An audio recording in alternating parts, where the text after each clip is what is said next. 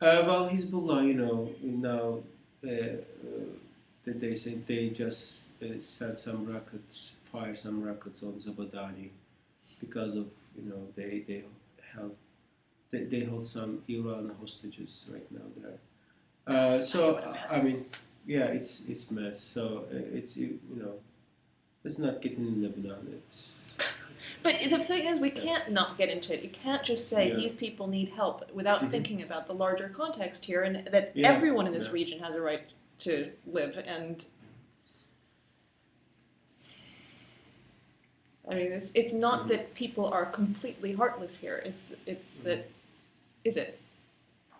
No, I mean, uh, So you think of all the ways it could actually get worse. It seems like it couldn't, but you think of all the ways it could yeah, actually get it can, worse. it can, it can, it can. Finally, what's the best English language news source on Syria? That's a good question. Oh, okay. Well, I mean, my best sources are these people who I got connected through Skype, and as a news source, uh,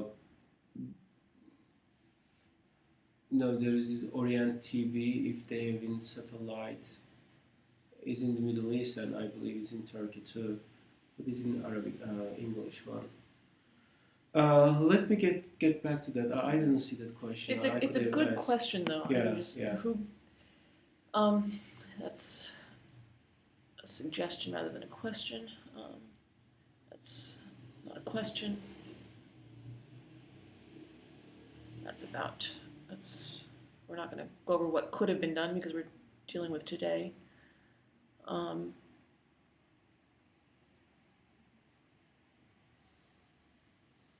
I think we've reliable reports coming out of Syria are hard to find and poorly organized. I think that's just we're not going to get reliable data at this point, polling data, Yeah, are we? yeah, It's yeah. going to be anecdotal and it's very hmm difficult to figure out. And this is if the Western powers were to intervene in some limited manner and the regime were overthrown, what would happen next? Well, if any power were, and everyone, I think the answer there is no one knows. No one knows, but you know, this Syrian National Council, even though they are coming from behind, there's the only legitimate and widely known council, and starting in the U.S., they have to talk to these guys, like just Libyan National Council did to lay out alternative vision what they want to do. I don't think they still have this alternative path what they are going to do on the day that Assad regime falls. When you say, I mean, the question, did we cover this, or did we talk about it last night, or did we talk about it today? The reasons that Syrians believe are responsible for their plight being ignored, which are very close to the real reasons, I think.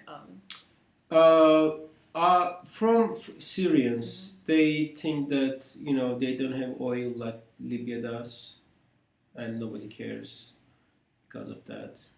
They think that U.S. and the West uh, care about Israel more than they care about them.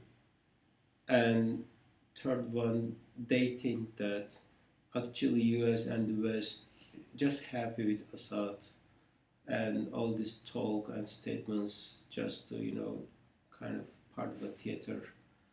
Uh, and yeah, these 3 points, they think that nobody cares then. Are they thinking, is anyone bringing up some of the geopolitical realities? Assad's capacity for retaliation? Do they understand what he can do in Turkey? Do they understand what he can do Yeah, to yeah. Israel? Do they understand hmm what the Russians, hmm the Russian interest in this? Do they understand all of that, or are they just thinking the world hates us?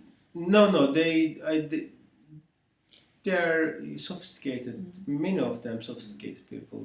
They're, for example, they think Turkey can stop talking or doesn't do anything because Turkey is scared of Iran, and they are aware that Kurdish problem in Turkey and Are they now? Because yeah. when I spoke to a number of people here, I was impressed by their naivete about Turkey, and that but they might be less naive now. I mean, there's very.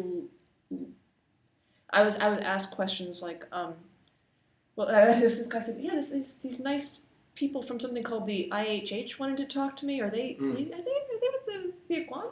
He was just, buddy, yeah. I mean, they're, and I think that they're wising up now a little bit about who's who. Yeah, I believe so. So, yeah, they do understand Russian thing, and but I mean, at the end of the day, they're getting killed every day, and nobody is coming to help. And these 3 points, they say that's why nobody cares. They hate Iran, Shia. Uh,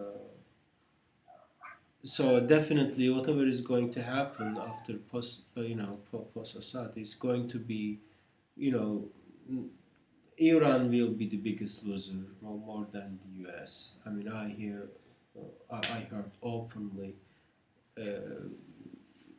insulting statements on Iran about Iran. But I haven't heard about America. Maybe they didn't say because I came from America, but we can bank on, Iran is going to be the big loser if Assad is gone. That's for sure. And Russia as well. They know what Russia is doing right now. Um, I wonder if anyone is going to be the big winner in this situation. You can have the game here is not to make sure that there's losers; it's to make sure that someone's a winner. It's not a game either.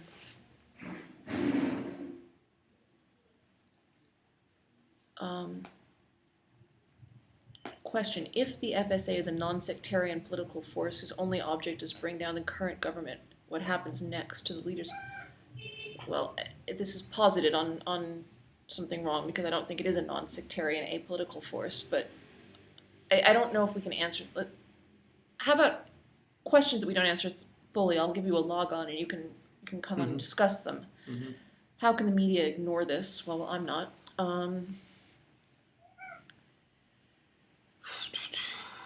We covered the flattening of Hama and the anniversary.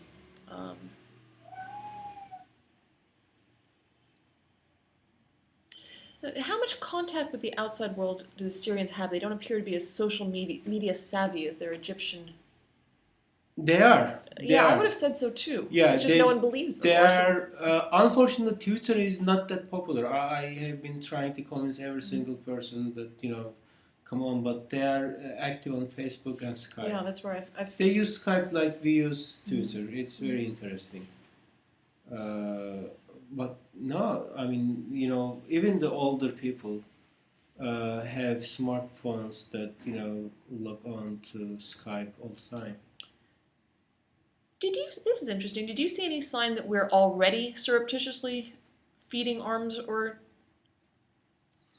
and they say they don't have active arm help. No foreign government is actively. I I hear everybody what everybody's hearing. Through Jordan. Yeah. Oh, yeah. You mentioned that last night, but I don't think we talked about it. You said that there are weapons coming over from Jordan, and the price of a Kalashnikov has gone up from $200 to $2,000, which is exactly. And they accept that there are individuals in Saudi Arabia, Yemen, Qatar that they send money, and all these different Syrian expats that they send money, and many of them most of the money go for arms. But they say two main sources. One is defected soldiers bring their arms, and the second is the within the Syrian regime that that they sell the people there that they sell basically regime's arms to FSA for good money. If they paid good. they sell anything they got.